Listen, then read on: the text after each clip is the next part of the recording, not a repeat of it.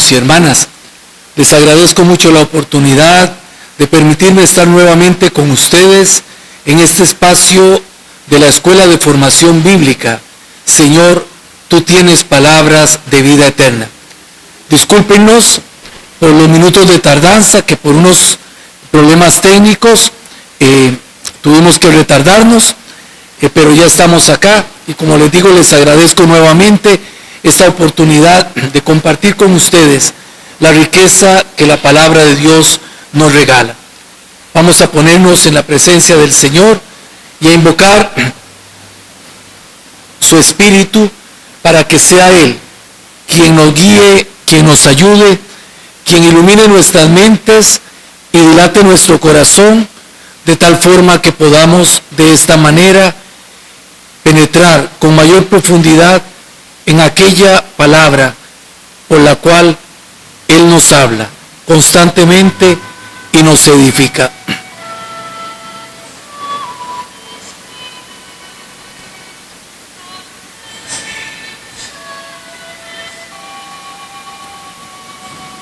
Ven Espíritu Divino, ilumina nuestras mentes, abre nuestro corazón, dilata el horizonte de todo nuestro ser para que como tierra fecunda podamos acoger el don de tu palabra, ese don que tú nos regalas y que constantemente quieres reavivar como fuego vivo, que queme nuestras vidas y que haga posible que ellas se vayan configurando con aquel que es la palabra por excelencia, Jesucristo el Señor.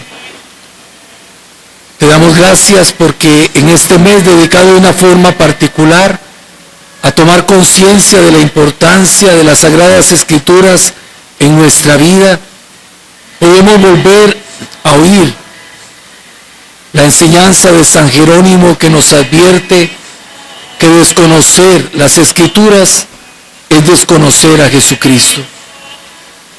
Por ello, Espíritu de Dios, ilumina nuestras mentes, ven a nosotros y guíanos de tu mano para poder adentrarnos en el conocimiento de esta palabra que nos revela al Hijo y que por el Hijo nos lleva al Padre, en la comunión que tú entretejes y con la cual nos vivificas.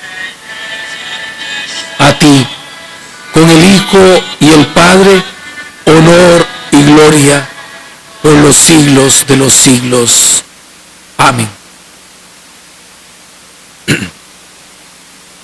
Bien, queridos hermanos, vamos de esta forma a dar inicio no, sino más bien a continuar la reflexión que ya hemos iniciado en el estudio del llamado Sermón de la Montaña en el capítulo 5, 6 y 7 del Evangelio según San Mateo, cuyo estudio hemos iniciado con el capítulo 4 que prepara el discurso que Jesús sobre el monte va a pronunciar y en el cual vierte la riqueza de su enseñanza en el corazón de aquellos que le escuchan. Hemos podido escuchar en el texto según San Mateo, en el capítulo 5, que viendo la muchedumbre, subió Jesús al monte, se sentó y sus discípulos se le acercaron. Él, tomando la palabra, les enseñaba. Nosotros, como discípulos, a los pies de Jesús, nos disponemos también a escuchar su enseñanza. Hemos dicho que ser discípulo de Jesús, y en esto concluimos la semana anterior, implica una opción. Recuerden, hermanos, que habíamos señalado cómo habían dos tipos de auditorio entre aquellos que escuchaban a Jesús. Por una parte, la muchedumbre de gente que le seguía, que había hecho en sí misma experiencia de la misericordia de Dios en las sanaciones que Jesús había realizado, y aquellos discípulos que él había llamado, a quienes había escogido. El texto según San Mateo nos hace percibir cómo Jesús se dirige a unos y a otros. Los discípulos, aquellos que han hecho una opción. Los otros, aquellos que, atraídos por su palabra y por el impacto de su testimonio, se sienten llamados a ir a Él, a buscar en Él, pero en quienes todavía no hay una opción clara. Subrayemos, y es importante tenerlo en cuenta, que el ser discípulos conlleva una opción. Y habíamos terminado citando al Papa Benedicto XVI y a los obispos de América Latina en el documento de Aparecida, en donde nos decían, tanto el Papa como nuestros obispos, que el ser discípulo, que el ser creyente, que el ser cristiano, no es algo que determine una decisión ética ni una gran idea. Concretamente el texto señalaba, no se llega a ser creyente, no se llega a ser cristiano simplemente por una decisión ética, es decir, porque uno quiere abrazar un código ético que le ayude a comportarse rectamente en la vida, o porque uno haya tenido una gran idea, sino que señala el Papa y lo secundan nuestros obispos al señalar que lo que nos hace realmente discípulos es el encuentro con un acontecimiento, con una persona, refiriéndose de esta forma a Jesucristo el Señor. Tengamos presente lo que esto significa. No es una idea, no es algo teórico lo que nos hace ser discípulos, sino el encuentro con un acontecimiento y con una persona que da paso a un horizonte nuevo de vida y con ello también a darle a la misma una una orientación decisiva. Un encuentro que da un nuevo horizonte a la vida y con ello que le marca una orientación decisiva. No se trata, por lo tanto, de cualquier encuentro. No se trata de un encuentro casual. No se trata simplemente de un accidente en la vida, sino de un encuentro que marca profundamente la vida de aquel que encuentra al Maestro en su caminar. Si nosotros recorremos las páginas del Evangelio, vamos a darnos cuenta de inmediato que todas aquellas personas que se encontraron con Jesús en la experiencia del encuentro con Él, vieron abrirse ante ellos horizontes nuevos, vieron ante ellos abrirse un camino nuevo que hizo que su vida tomara un viraje totalmente, radicalmente distinto. Les imprimió aquel encuentro una orientación decisiva. Es decir, después de haberse encontrado con Jesús, ninguno de aquellos que se encontró con Él pudo seguir siendo el mismo. Su vida cambió y cambió de una forma radical. Si nosotros nos devolvemos unos versículos en el texto que venimos citando, vamos a encontrarnos con algunos elementos que vale la pena resaltar. Algunos ya han sido señalados, pero vale la pena recordarlos porque son los que preparan propiamente el sermón que Jesús va a dirigir desde lo alto del monte, aquella enseñanza en la cual va a prefigurar cuál debe ser el camino de un discípulo. El evangelista nos ha dicho en el capítulo 4, versículo 13, que Jesús dejó Nazaret y se fue a vivir a Cafarnaúm junto al lago. Tengamos presente esto, ya hemos señalado en alguna forma todo aquello que implica el desplazarse al territorio de Zabulón y de Neftalí, ese territorio que en tiempos de Jesús ocupaba la Galilea. Pero acá vamos a hacer un señalamiento todavía que nos lleva más allá. Nazaret es una aldea pequeña, es un pueblo minúsculo, un pueblo prácticamente sin ninguna importancia, mientras que Cafarnaúm es una ciudad grande.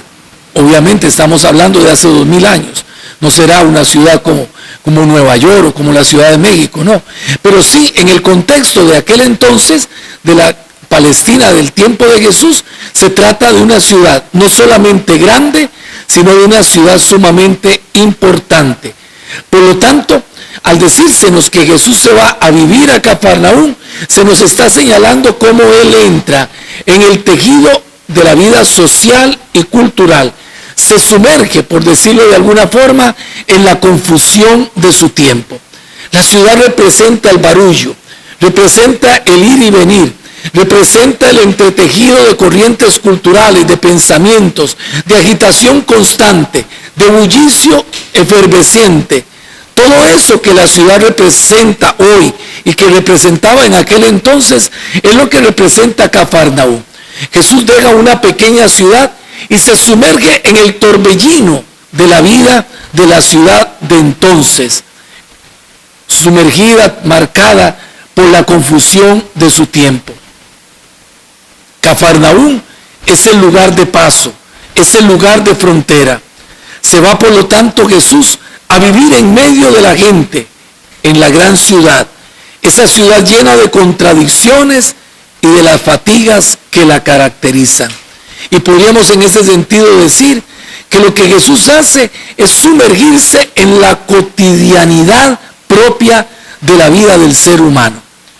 Eso tiene una importancia muy grande, queridos hermanos y hermanas, porque en la preparación del discurso al que vamos a llegar en algún momento, se nos está señalando claramente cómo Jesús no se abstrae de la vida cotidiana, sino que se sumerge en ella.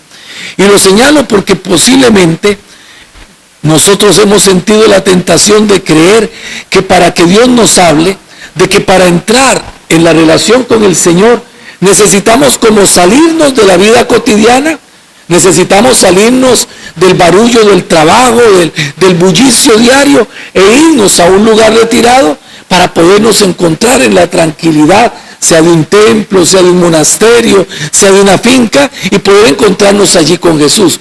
Y no quiero decir con esto que no nos podamos también encontrar allí con Jesús. Y no quiero decir que no sea necesario de vez en cuando estas experiencias de silenciamiento del espíritu de nuestra vida para poder encontrarnos con Él. Sin embargo, el Evangelio nos está dando una clara indicación al señalarnos, al decirnos que Jesús justamente es en ese barullo, es en medio de ese bullicio, de ese movimiento constante de la ciudad, donde Él entra y donde va a llevar su palabra. Es importante poderlo subrayar y poderlo decir, porque nos hace a nosotros captar, repito, con toda claridad, cómo para encontrarnos a Jesús, para encontrarnos con Él, no tenemos necesidad de salirnos de la cotidianidad. No tenemos que salirnos de aquello que nos es diario, que es de nosotros, de aquello que nos es cotidiano, sino que todo lo contrario. Justamente en medio de todo eso, en medio de lo que tenemos que buscar encontrarnos con el Señor. En medio de esa situación de la ciudad, Jesús está en medio, y está en medio de esa situación, perdonen la redundancia, como la luz que se enciende en medio de la oscuridad. Ya a esto hemos aludido bastante cuando citamos al profeta Isaías, al cual San Mateo también está citando. El pueblo que habitaba en tinieblas ha visto brillar una luz grande. Pues Jesús es esa luz que en medio de la cotidianidad, en medio del barullo propio de la vida cotidiana, del trajín diario, del trabajo diario, se enciende para iluminar nuestras oscuridades. El Sermón de la Montaña viene a ser una luz que se cierne sobre aquellos que no encuentran el sentido definitivo a sus vidas, y viene a ellos para señalarles un nuevo horizonte. Acá vuelvo nuevamente a recurrir a la cita del Papa Benedicto y de nuestros obispos en el documento de Aparecida. El encuentro con Jesús, el encuentro con este acontecimiento que es Él con su persona, abre delante de nosotros un nuevo horizonte y hace posible que nuestra vida tome una orientación definitiva en el rumbo marcado justamente por Él. Un nuevo horizonte.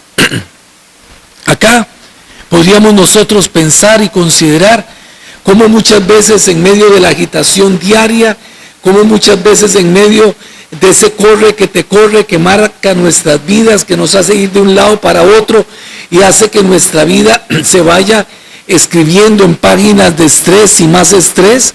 Como en medio de todo eso, Jesús enciende con su presencia una luz, y una luz que con la palabra que nos proclama quiere abrir delante de nosotros un nuevo horizonte, que quiere a nosotros, que muchas veces en medio de todo ese barullo en el que vivimos hemos perdido el sentido de la vida, darle a nuestra vida un nuevo horizonte. El texto nos dice en el capítulo 4, versículo 17, Jesús comenzó a proclamar. Lo voy a leer directamente del texto de la Escritura. Dice San Mateo: desde entonces comenzó Jesús a predicar y a decir: conviértanse, porque el reino de los cielos ha llegado. Conviértanse es la palabra que resuena en el inicio de la predicación de Jesús. Podríamos decir, y véanlo, estamos preparándonos para llegar al Sermón de la Montaña, y previamente a sentarse y dirigir su enseñanza a todos aquellos que le escuchan, pero particularmente a sus discípulos, Jesús anteriormente ha proclamado: conviértanse. ¿Qué significa convertirse? Convertirse significa imprimir a la vida un cambio de rumbo. Óiganlo bien, imprimir a la vida un cambio de rumbo. Nosotros muchas veces pensamos el término convertirse en términos de dejar lo malo y entonces abrazar algo que pueda estar mejor, algo que pueda ser bueno. Pasar de ser malos a ser buenos. Dejar de lado una vida de pecado, una experiencia de pecado, y abrazar otra condición. No quiero decir que esto no sea cierto, es parte de la conversión. Pero la conversión va mucho más allá. La conversión es un llamado que Jesús nos hace a un cambio en el rumbo de nuestra vida. Y eso significa dejar que se transforme por la fuerza del Evangelio, y óiganlo bien, por la fuerza del Evangelio, cito al Papa San Pablo VI, los criterios de juicio, los valores determinantes, los puntos de interés, las líneas de pensamiento, las fuentes inspiradoras y los modelos de vida. ¿Qué significa convertirse? Convertirse significa dejar que bajo la fuerza de la palabra del Evangelio se transforme toda nuestra vida, todo lo que encierra nuestra existencia. Vean, hermanos, que nos estamos, y repito, preparándonos para sentarnos a los pies del Maestro, a escuchar su palabra. Pero, repito, hay una palabra previa que Jesús dirige, y es la palabra conviértanse. Y con esta palabra Jesús está haciendo una invitación a los suyos para dejar que bajo la fuerza de esa palabra que Él va a dirigir, es decir, para que a la luz de esa palabra que Él va a dirigir, se transforme toda nuestra vida. Y vuelvo nuevamente sobre el texto del Papa Pablo VI. ¿Qué significa esa transformación? Dejar que cambien nuestros criterios de juicio, es decir, nuestra manera de juzgar las cosas, los valores determinantes que son los que articulan nuestra vida, que sirven de andamiaje a nuestra vida, qué es lo que para nosotros realmente es importante, los puntos de interés, las líneas de pensamiento, nuestra forma de pensar, nuestra forma de sentir, lo que nos inspira, lo que sirve de modelo en nuestra vida, los paradigmas que marcan nuestra vida, diría con una frase más actual. Es decir, que toda nuestra vida se transforme. Por eso, señalando el texto del Papa Benedicto, decía cómo la experiencia del encuentro con Jesucristo abre delante de nosotros un nuevo horizonte y le marca a nuestra vida un rumbo totalmente distinto, una orientación definitiva. Es decir, se trata de un cambio radical de nuestra existencia.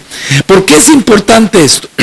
Porque sin esta transformación interior, sin este deseo de cambio, su palabra, su propuesta de vida terminará siendo una de dos. O una palabra muy bonita que escuchamos como quien escucha un cuento, pero que no tiene nada que ver conmigo, o puede ser también en un sentido negativo, una palabra que yo termino diciendo, no, eso queda para algunos perfectos, pero no es para mí. Tenemos necesariamente que entrar en una tónica distinta y captar que lo que Jesús propone, que el camino que Jesús va a señalarnos en el Sermón de la Montaña, es un camino que solamente podrán entender aquellos que están dispuestos a dejarse transformar por su palabra, que están dispuestos a acoger esa palabra y en la experiencia del encuentro con Él, dejar que esa experiencia nos marque un rumbo totalmente distinto a nuestra vida. Jesús, vuelvo al versículo 17 del capítulo 4, Jesús desde entonces comenzó a predicar y a decir, conviértanse, ya hemos visto lo que significa conversión, porque el reino de los cielos ha llegado. El reino. Es el reino que es Jesús mismo y que es quien da a nuestra vida una orientación decisiva. Es importante entender lo que el reino es. El anuncio del reino, que se despliega en gestos y en palabras unidas íntimamente entre sí, encuentra una clara evidencia en el llamado que Jesús hace a los 4 primeros discípulos. Volvamos sobre el texto. Lo hemos leído ya en algunos momentos. A partir del versículo 18, después del anuncio, de la proclamación de la conversión y del anuncio de la llegada del reino de Dios, continúa San Mateo diciéndonos, caminando por la ribera del mar de Galilea, vio a 2 hermanos, Simón, llamado Pedro, y su hermano Andrés, echando la red en el mar, pues eran pescadores. Y les dijo, vengan conmigo y les haré pescadores de hombres. Y ellos al instante, dejando las redes, le siguieron. Caminando adelante, vio a otros 2 hermanos, Santiago el de Zebedeo y su hermano Juan, que estaban en la barca con su padre Zebedeo, arreglando sus redes. Los llamó, y ellos al instante, dejando la barca y a su padre, lo siguieron.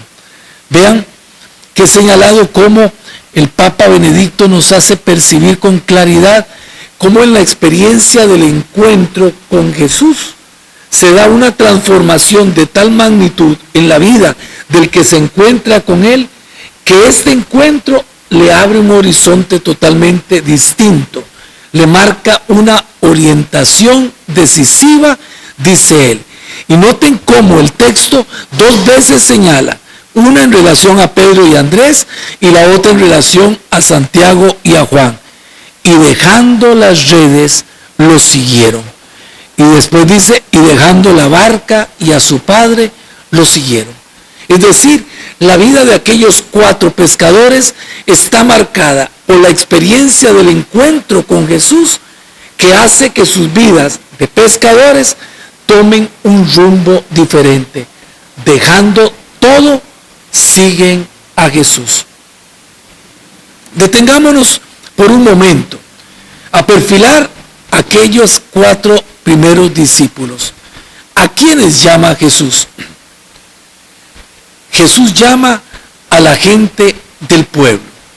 Es poderosamente impresionante, y dejémonos alcanzar por eso.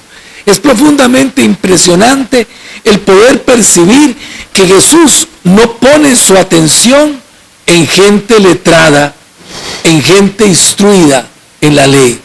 No llama a los que son maestros, no llama a los estudiosos, no llama a aquellos que de alguna forma son importantes en medio de la sociedad judía, sino que llama a la gente simple, a la gente sencilla. Podríamos decir, Jesús parte de cero para formar aquella primera comunidad de discípulos que nace de él precisamente. Y hay algo todavía que es más impresionante, o que arraiga, que profundiza todavía más la impresión que nos causa el percibir cómo Jesús a los que llama son a los más sencillos, a los más simples. Gente, repito, sin instrucción, gente incluso, podríamos decir, medio vulgar, medio corriente, en medio de aquel contexto. Y acá es importantísimo poder prestar atención a lo que los versículos 18 y 19 del capítulo 4 nos dicen. Señala San Mateo que Jesús les dijo: vengan conmigo y les haré pescadores de hombres. Si nosotros nos detenemos en esta expresión, vamos a darnos cuenta de que sucede algo muy particular. Jesús llama a 4 que eran pescadores, gente vinculada a la vida del mar, gente que posiblemente a orillas del mar de Galilea han crecido en el contexto de pescadores, posiblemente sus papás fueron pescadores, sus abuelos fueron pescadores, gente que se ha dedicado a la pesca, gente que con respecto al arte de la pesca todo lo sabe. Por lo tanto, no se trata simplemente de un oficio, sino que se trata de gente que piensa como pescador, que siente como pescador, que ve la vida como pescadores.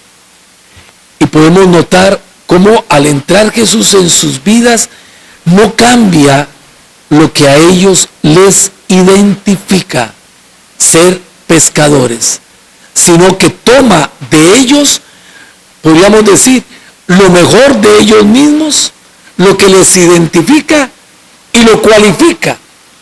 Vengan y les haré pescadores de hombres. Es decir, marca un horizonte nuevo, pescadores de hombres, pero un horizonte hacia el cual deben dirigirse, no renunciando a lo que son, sino dejando que aquello que son se eleve a un nivel distinto. Esto es bellísimo, queridos hermanos y hermanas, porque nos hace a nosotros caer en cuenta de cómo, y la iglesia esto nos lo enseña, cómo la gracia supone la naturaleza, que Dios entra en nuestra vida a través de su Hijo por la fuerza de su Espíritu, sí, para realizar la transformación de lo que nosotros somos. Pero la transformación de lo que somos nosotros, no en cuanto que nos cambia y nos hace distintos, sino en cuanto que cualifica lo que nosotros somos para elevarlo a un nivel distinto. Es decir, Dios no te pide, no me pide renunciar a aquello que te identifica, aquello que es lo mejor de ti mismo, aquello que corresponde a tu horizonte, sino que te hace entrar con todo lo que eres, con todo lo que tienes en el horizonte de su reino, en el horizonte de su llamada. Por lo tanto, esta orientación decisiva no es a fuerza de renunciar a lo que nosotros somos, sino a fuerza de poner lo que nosotros somos en el horizonte de su reino, al servicio de la construcción de su reino. Yo siempre pongo un ejemplo muy sencillo, algo que es muy de la vida cotidiana.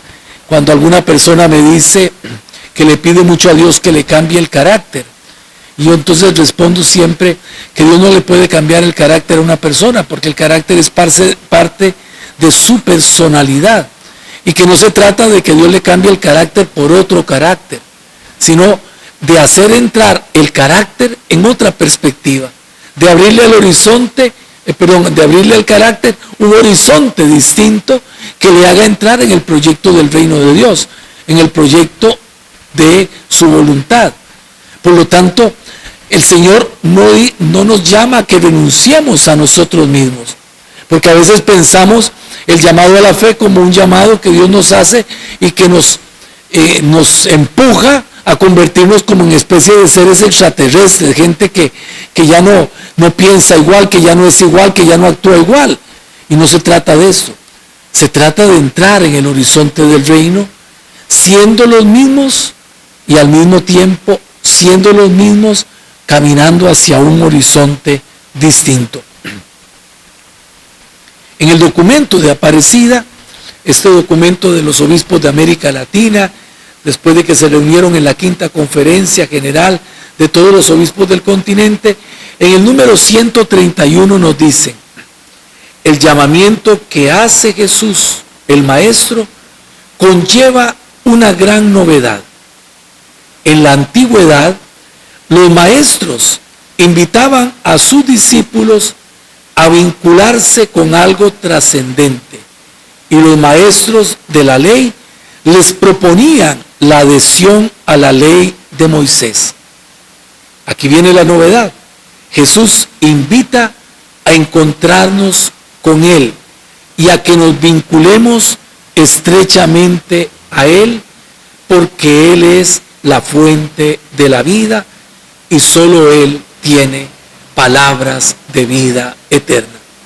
Este texto es hermosísimo y nos muestra con una gran profundidad la diferencia que se puede percibir entre aquellos maestros que en el tiempo de Jesús existen, los maestros de la antigüedad, y Jesús como maestro, y poder percibir en esta novedad el por qué impacta tanto Jesús como maestro. Los maestros son escogidos primero que nada por sus discípulos. Es decir, los discípulos van y se matriculan en la escuela de fulano, sutano o de mengano. Y van a la escuela de fulano, sutano o mengano para que ese fulano, sutano o mengano les enseñen algo. Es decir, les enseñen la ley, les enseñen la palabra del Antiguo Testamento. Acá ya en Jesús se marca una diferencia radical, porque a Jesús no lo escogen sus discípulos. Es Jesús quien escoge a sus discípulos. Así nos lo dice en el Evangelio según San Juan. No soy yo no son ustedes los que me han escogido a mí. He sido yo quien les he escogido a ustedes y les he destinado para que vayan y den fruto y su fruto permanezca. Por lo tanto, ya aquí hay una diferencia radical. La diferencia que marca la elección. No son los discípulos los que escogen al maestro, sino el maestro quien escoge a los discípulos. Y por otra parte, la otra gran novedad radica en que con Jesús los discípulos no van a aprender algo, van a aprender a alguien. Es decir, no es aprenderse la ley, es aprender a Jesús. Nos dice el texto, Jesús proclamaba la buena nueva del reino. Ya aludía a esto anteriormente y acá es importante entonces detenernos a detallar qué es el reino. Y tendríamos entonces que decir que el reino es el centro de la predicación de Jesús. Es decir, cuando nosotros recogemos todo el Evangelio, vamos a darnos cuenta de que como columna vertebral, que como médula fundamental de toda su enseñanza está el reino de Dios. Tanto así que en el mismo Sermón de la Montaña, en el capítulo 6 de San Mateo, Jesús le dice a los que le están escuchando, a sus discípulos en particular, busquen primero el reino de Dios y su justicia, y todo lo demás se les dará por añadidura. Es decir, más allá del reino, lo demás es una añadidura. Lo que importa es el reino. El centro de su enseñanza es el reino. Jesús no define lo que es el reino. Si nosotros continuamos la lectura del Evangelio de San Mateo, vamos a encontrarnos cómo él después con constantes metáforas, con constantes parábolas, nos va a explicar, nos va a hablar sobre el reino. El reino de los cielos se parece a, el reino de los cielos se parece a, de tal forma que podamos nosotros ir percibiendo lo que el reino es, pero él no lo define. Ahora lo que quiere es enseñar a sus discípulos cuáles son las condiciones que les exige este reino. Tengamos clara la escena. Jesús se ha sentado y se dispone a dirigir su enseñanza, este sermón que llamamos el Sermón de la Montaña. Ese sermón que va a precisar a sus discípulos cuáles son las condiciones, qué es lo que exige el reino de Dios de un discípulo. O dicho de otra forma, cómo debe configurarse un discípulo, cómo debe dar forma a su vida, de tal forma que él entre en el horizonte del reino de Dios. Ese horizonte hacia el cual se puede encaminar a partir de la experiencia de haberse encontrado con el Señor, de haberse encontrado con Jesús. Hay una pregunta que alguno de nuestros oyentes nos quiere hacer. Efectivamente, Padre. Ania Canales consulta: Padre, ¿a eso se refiere el configurarse con Él como maestro? Me refiero a esa vinculación. Es correcto, Ania. El configurarse con Él es un proceso que para un discípulo durará toda la vida. Configurarse, es decir, tomar la forma de Jesús, diríamos, es así. Esa forma de Jesús se va a ir asumiendo en la relación estrecha con Él. El Evangelio de San Marcos dice con toda claridad: los llamó para que estuvieran con Él. Acá podemos percibir cómo en el Evangelio de San Mateo Jesús va a comenzar a marcar pautas. Son las pautas del reino de Dios, podríamos decirlo de esta forma. Son aquellos señalamientos que Jesús hace de cómo entrar en el horizonte del reino, de cómo entrar en la perspectiva del reino, que en Él tiene su inicio y en Él tiene su realización. Y este entrar en la perspectiva del reino no es otra cosa sino aprenderlo a Él, es decir, ir tomando la forma de Él, ir haciéndose uno con Él. Ania, el ejemplo quizá más claro que podemos nosotros percibir en el Nuevo Testamento es el de San Pablo, que a un determinado momento, después de hablar mucho de configurarse, llega a decir: ya no vivo yo, sino que es Cristo quien vive en mí. Esa es la configuración plena del discípulo que se ha hecho, sin dejar de ser él, se ha hecho uno con el Maestro y refleja la vida del Maestro. San Pablo dirá: ustedes son el buen olor de Cristo, es decir, la vida de ustedes debe oler a Cristo. Y van a oler a Cristo en la medida en que, estando tan cerca de Él, el olor de Él, para usar la imagen, el olor de Él se les pegue. Es fundamental tenerlo en cuenta, porque si uno se pregunta cómo se va dando este proceso de configuración, y el proceso de configuración se da en la relación con Él y en la relación con Él en la escucha de su enseñanza. Es decir, el discípulo se hace escuchando al Maestro, no para aprenderse algo teóricamente, sino para aprenderlo a Él. Es decir, en lo que el Maestro habla, en lo que el Maestro enseña, Él se está dando.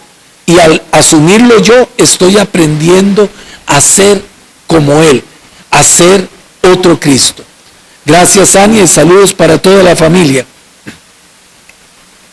Acá surgen preguntas a las cuales el discurso, a las cuales el sermón de la montaña va a responder. Vean, y vuelvo a repetir, todo esto nos va preparando para entrar en los capítulos 5, 6 y 7 del Evangelio según San Mateo. ¿Cuáles son las preguntas a las que el discurso, a las que el sermón va a responder? ¿De quién es el reino de Dios? Es decir, ¿quién puede adueñarse del reino de Dios? ¿Quién entra en el reino de Dios? ¿Qué exigencias tiene ese reino? Esas son las preguntas que va a ir dilucidando el sermón de la montaña. Jesús se sienta a enseñar a los discípulos, en primer lugar, y a la gente que le escucha atraída por Él, cuáles son las exigencias para entrar en la perspectiva del reino. Para los discípulos es fundamental el poder precisarlas, porque ya han hecho una opción por Él. Dejándolo todo, lo siguieron. Pero no están hechos. Es decir, hacen una opción por Él y ahora tienen que dejarse hacer por Él. Los otros tendrán que sentirse atraídos por la palabra para ser llevados a hacer opción por Jesús, opción por su reino. Precisando aún más lo que dijimos en relación con el reino, es importante subrayar que el reino no es un lugar, no es un lugar. Recuerden cómo Jesús en el diálogo con Pilato, al ser interrogado por él, que le dice, ¿tú eres rey? Y Jesús le dice, sí, tú lo dices, soy rey, pero mi reino no es de este mundo. En este texto y en otros muchos textos, nosotros nos vamos a encontrar como de fondo había una imagen distorsionada del reino de Dios. Recuerden ustedes que en la antigüedad el pequeño pueblo de Israel, que era un conjunto de tribus, viendo la organización sociopolítica de los pueblos que estaban a su alrededor, pidieron un rey al profeta. Queremos tener un rey, es decir, queremos ser un reino como los demás. Bueno, vino Saúl, vino David, vino Salomón, después vinieron todos los demás y aquello fue de mal en peor. Es decir, el proyecto de un reino político fracasó. En tiempos de Jesús, la tierra de Jesús, la tierra de Palestina, estaba dominada por el Imperio Romano, quienes se comportaban de una forma bastante despótica porque los explotaban, les sacaban a fuerza de impuestos prácticamente toda su riqueza. Por eso había muchos grupos, o por lo menos personas, que soñaban con la llegada de un reino, pero pensando en un rey que iba a venir, que iba a expulsar a los romanos y que iba a instaurar en aquella pequeña tierra un reino a la manera de los reinos de la tierra, gobernando con algunos criterios tomados, digámoslo así, de los valores propios transmitidos por Dios. Esos son los celotas y algunos otros que tenían pensamientos parecidos. Recuerden ustedes cómo los discípulos, aún en el último momento, antes de la ascensión de Jesús, le dicen, es ahora cuando vas a restablecer el reino de Israel. Están pensando en un reino de esta manera, un reino que se establece acá, con parámetros propiamente sociopolíticos. Cuando Jesús habla del reino, habla del reinado de Dios en nuestra vida, no está hablando de un lugar. Hay otra pregunta que nos quieren hacer. Leonardo Hidalgo consulta, padre, ¿esa conversión de los apóstoles se mantuvo porque él estaba con ellos? Hoy día no es más difícil, porque físicamente ya no está. ¿Será? Buenas, Leo, ¿qué tal? Un gusto saludarte. Afirmar que aquella conversión de los discípulos se dio porque él estaba, es ignorar toda la fuerza de la Pascua. Es limitar la presencia del Hijo de Dios y el acontecimiento que en él se encierra a su presencia física, que fue una presencia temporal. Aún en tiempo de Jesús, en tiempo físico, en tiempo histórico, aún en tiempo de Jesús, el seguirle a él conllevaba una opción. Pero si nosotros recorremos el Evangelio, nos vamos a dar cuenta que aún aquellos que le siguieron tuvieron grandes dificultades. Algunos dudaban, algunos no terminaban de creer en él, algunos pensaban otras cosas, algunos querían llevarlo por otro lado. No fue tan sencillo. Pero la presencia de Jesús se prolonga por su Espíritu y la opción por él sigue siendo la misma opción, porque el Cristo en el que nosotros creemos, el resucitado, es tan real, tan vivo y encierra todo lo que encerraba aquel y más aún porque ya está en la presencia plena de Dios, está en la gloria. Por lo tanto, no se puede decir que era más difícil antes que ahora, porque sería como neutralizar la acción del Espíritu, que es la que hace posible en nosotros la respuesta a lo que Jesús espera de cada uno de nosotros. ¿Hay otra pregunta? Luis Jorge Angulo nos consulta. Buenas noches, Padre Eduardo. ¿Qué es lo que podría mirar Jesús en el llamado? Ejemplo, él llama a los hijos de Zebedeo. ¿por qué no a los otros jornaleros que estaban con ellos? ¿No tendrían estos otras cualidades similares? En el tiempo presente, unos son llamados y otros no. ¿Qué puede incidir en esta elección? Aquí podemos tomar en cuenta los laicos también para ser específico. Mira, buenas Jorge, qué gusto saludarte. Aquí tendríamos que decir, precisar algunas cosas. La llamada que Jesús hace es una llamada totalmente gratuita.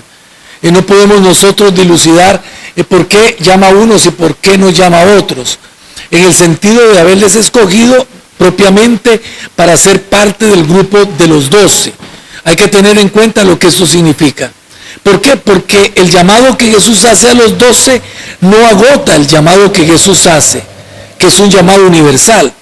Recordemos cómo al final del texto del Evangelio, según San Mateo, que es el que venimos viendo, Jesús envía a sus discípulos y les dice, vayan por todo el mundo y hagan discípulos de todos los pueblos, de todas las gentes.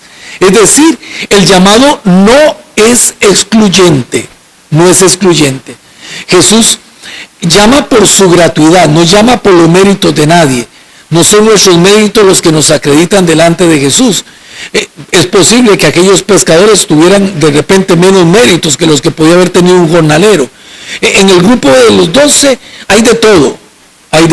Hay pescadores, hay gente un poco letrada como Natanael, hay gente de una corriente un tanto política medio izquierdosa, podríamos decir hoy en día, que son los celotes. Está Simón, está Judas Iscariote, está un publicano que es Mateo, un hombre, digamos, neoliberal de derecha, podríamos decirlo así. Es decir, Jesús llama a 12 que en el fondo son un grupo que nos encierra a todos, un grupo que representa a todos, pero el llamado es para todos. Ahora, si te pones a especificar a qué somos llamados, ahí sí tendríamos que decir, los llamados de Jesús son llamados particulares. A unos nos llama a la vida propia de los ministros, nos llama a ser pastores del pueblo de Dios. A otros los llama a ser laicos. A unos los llama a la vida consagrada. A unos los llama a ser padres de familia. Es decir, el estado de vida es diferente. La respuesta a Jesús es diferente. Pero el llamado es igual, y por el bautismo todos somos parte del pueblo de Dios. Hay una igualdad esencial que nos hace no diferenciarnos, digamos, en orden a la importancia. No se puede decir que un sacerdote, que el obispo, que el papa es más llamado que un laico. Igualmente somos llamados a servicios distintos, eso sí, a servicios diferentes. Y lo que hace que el Señor nos llame, repito, no son nuestros méritos, sino la bondad de Dios, que quiere invitarnos a todos a ser ciudadanos de su reino. Gracias por esas preguntas que nos dan la oportunidad de ahondar todavía más en el tema. El llamado que Jesús hace pasa por la primacía de Dios en la vida. Ese llamado al reino, estamos diciendo el reino de Dios, que es lo más importante en la predicación de Jesús, y ese reino que venimos tratando de dilucidar pasa necesariamente por la primacía de Dios. Por eso decía, no es un lugar, es el reinado de Dios, y el reinado de Dios, podríamos decir, equivale a darle a Dios el primer lugar en la vida, a darle a Dios el primer lugar en todas las cosas. El discípulo no fue llamado para algo, sino fue llamado para alguien. Fueron elegidos para vincularse íntimamente a Jesús, lo que Ania nos decía anteriormente, y vinculados a Jesús a través de Él, que es el camino, vinculados directamente con su Padre. Jesús es el puente, nos dirá la carta a los Hebreos, el puente, el Hijo de Dios, que habiéndose hecho hombre, tiende un puente entre la eternidad de Dios y la historia humana, para que Dios, haciéndose hombre, el hombre pueda elevarse hasta el nivel de Dios. Pero es a través de Jesús por quien tenemos acceso al Padre. Por esa razón, el discípulo que aprende a Jesús, que se configura con Jesús, injertado en Jesús, a través de él, entra en la comunión plena con el Padre, que construye en su vida el Espíritu Santo. El mismo documento de Aparecida, en el número que vengo citando, continúa diciendo: Jesús los eligió para que estuvieran con él y para enviarlos a predicar, para que lo siguieran con la finalidad de ser de él y formar parte de los suyos y participar de su misión. El discípulo experimenta que la vinculación íntima con Jesús en el grupo de los suyos es participación de la vida salida de las entrañas del Padre. Es formarse para asumir su mismo estilo de vida, sus mismas motivaciones, correr su misma suerte y hacerse cargo de su misión de hacer nuevas todas las cosas. Vean cómo había venido señalando que hay dos tipos de auditorio. Están toda aquella multitud impactada por lo que han visto hacer a Jesús, que se han sentido atraídos por su palabra y que le siguen. Es esa multitud que le sigue. Y el otro auditorio, no me canso de repetirlo, que es el de los discípulos. Y la diferencia entre uno y otro está en que los discípulos han optado por Jesús, es decir, han dicho: sí, queremos seguirte. Lo han dejado todo, como dice el texto del Evangelio, para seguir a Jesús. Queremos estar a tu lado, queremos aprenderte a ti, queremos configurarnos contigo. Los otros están allí a distancia y tienen que hacer una opción, porque no se puede desde la distancia ser discípulos de Jesús. Acá se abren grandes cuestionantes en nuestra vida, se abren grandes interrogantes, porque nosotros todos tendríamos que preguntarnos si hemos sido capaces de entender que somos llamados a vivir nuestra vida como discípulos, es decir, vinculados a Jesús, o si pretendemos vivir, entre comillas, una vida de discípulos, digo entre comillas porque no es vida de discípulos, manteniéndonos a distancia, es decir, diciendo: bueno, sí, mira, yo te veo desde lejos, yo admiro lo que dices, me gusta, te veo, me produces emociones, pero yo por ti no opto, es decir, no soy capaz de ponerme a tu lado para compartirlo todo. Y vean lo que dicen nuestros obispos en el documento de Aparecida: se trata de asumir su estilo de vida, sus mismas motivaciones, correr su misma suerte y hacerse cargo de su misión. Anteriormente, citando al Papa San Pablo VI, había dicho con toda claridad el por qué la conversión implica un cambio radical en nuestra forma de enjuiciar la vida, en nuestras motivaciones, en nuestra escala de valores, en nuestra forma de pensar, en nuestra forma de sentir, es decir, en la totalidad de nuestra vida. ¿Por qué? Porque no se puede vincular la vida a Jesús, si no es porque se deja que la vida sea totalmente compenetrada por lo que Él es y por lo que Él enseña. Todo pasa a través del aprenderlo a Él. Aprenderlo no intelectualmente, aprenderlo, hacerlo mío, configurarse con Él, llegar a ser como Él. El reino, en ese sentido, es ordenarlo todo según Dios. El reino es ordenarlo todo según Dios. Acoger el reino, entrar en la perspectiva del reino, es estar dispuesto con Jesús y por Jesús a ordenarlo todo, comenzando por mi propia vida, ordenarlo todo según Dios. De tal forma que es eso lo que yo voy a aprender haciéndome uno con Jesús. Es decir, hacer de mi vida una ofrenda para Dios, para el proyecto de su reino. Eso es el proyecto de su reino, para cumplir en mi vida su voluntad. Esto ya nos prepara de forma inmediata, hermanos y hermanas, nos prepara de una forma inmediata entonces para sentarnos a los pies del Maestro. Ahora sí, vamos entonces la próxima semana a sentarnos a escuchar qué es lo que nos dice, cómo Jesús nos dice, bueno, ahora sí, estas son las exigencias del reino, esto es lo que significa todo lo que anteriormente hemos dicho. Para esto les he llamado, para esto les he invitado. Ustedes tienen que decidir, ¿quieren ser discípulos, quieren optar o quieren mantenerse de lejos? ¿Quieren entrar en la perspectiva del reino, hacer suyo el reino de Dios, o simplemente quieren ser espectadores? La imagen de las corridas de toros es en ese sentido muy simpática, porque uno ve las corridas de toros y hay una diferencia abismal entre los que están en las graderías gritando y animando y riéndose, y otra mucho diferente la experiencia de los que están en el redondel, que son los que se juegan el pellejo y los que se juegan el riesgo de que el toro se los levante. Guardando las distancias de la comparación, podríamos decir, ser discípulo no me permite a mí quedarme en la barrera ni quedarme en las gradas. Ser discípulo me exige entrar en el redondel, entrar en la relación con Jesús, que da un horizonte nuevo a mi vida y que le imprime una orientación decisiva.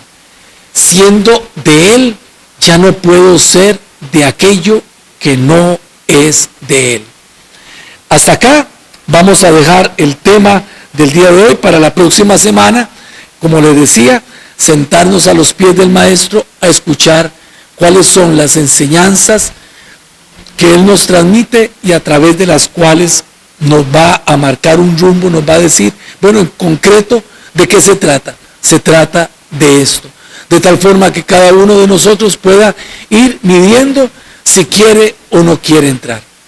Yo quiero, hermanos y hermanas, pedirles una disculpa, porque este espacio es un espacio para la formación, es un espacio para el estudio de la palabra de Dios. Sin embargo, quisiera que aquellos que a bien lo tengan, eso no es ninguna obligación y está vinculado a la enseñanza de la palabra, que a bien lo tengan, una invitación, porque en la parroquia estamos realizando una actividad para el sostenimiento de la vida parroquial. Todos vivimos momentos muy difíciles y la parroquia también, la diócesis también atraviesa momentos muy difíciles, y entonces junto con el Consejo de Asuntos Económicos hemos pensado en realizar para el 27 de septiembre una super tómbola que tiene premios muy interesantes, 150,000 colones, 50,000, una pantalla plana, un juego de sala, un juego de comedor, juegos de sábana, juegos de ollas arroceras, microondas, coffee maker y muchos premios más. De tal forma, yo sé que hay muchos amigos de Heredia, de Turrialba, de Guapiles, de otros lugares que nos están escuchando. Si tuvieran a bien y tuvieran la voluntad y quieren ayudarnos, ahí están los datos a través de los cuales, o se los puedo transmitir también si me los preguntan, a través de los cuales pueden unirse a esta actividad y colaborar con nosotros. Como les digo, eso no tiene nada que ver con la enseñanza, y perdonen que me haya aprovechado del momento para también poderles hacer esta invitación. Correcto, Padre Eduardo, y también en el Facebook de la parroquia Catedral Limón está la imagen que está proyectada en este momento en esta formación. Pueden buscarla en el Facebook para detallar el número del SIMPE móvil y así colaborar con esto. Muchas gracias. Bien, hermanos, les agradezco, hermanos y hermanas, les agradezco mucho su atención, les agradezco mucho el que hayan querido compartir conmigo este espacio, permitirme compartir con ustedes este espacio. Que Dios les bendiga y que la palabra de Dios siga siendo en nuestra vida esa luz que brille y que nos haga a nosotros encontrar siempre el rumbo, encontrar siempre el sentido de nuestra existencia.